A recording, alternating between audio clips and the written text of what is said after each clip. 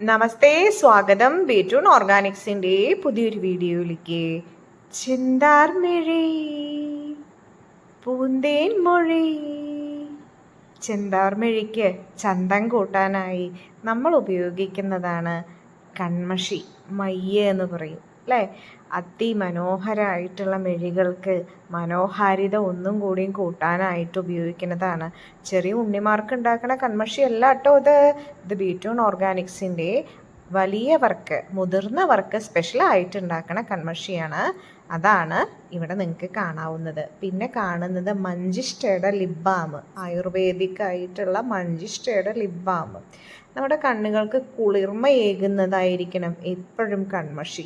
അത് കണ്ണിൽ എഴുതി കഴിഞ്ഞ് കഴിഞ്ഞാൽ ഒരു പ്രത്യേക തണുപ്പ് നമുക്ക് കിട്ടണം. അതിനായിരിക്കണം നമ്മൾ എപ്പോഴും ഇമ്പോർട്ടൻസ് കൊടുക്കേണ്ടത്. കൺപീലികൾ വളരാനും കണ്ണിന് ചന്തം കൂട്ടാനും ബീട്രൂൺ ഓർഗാനിക്സിൻ്റെ കാജൽ ഒരു ബെസ്റ്റ് റെമഡിയാണ്. ഇനി നിങ്ങൾക്ക് അഥവാ പുരുകം കൊഴിയുന്നുണ്ടെന്ന് വിചാരിച്ചോളൂ, ഇതുകൊണ്ട് പുരുകം എഴുതിക്കോളൂ, പുരുകവും വളരും. അടിപൊളിയാണ്.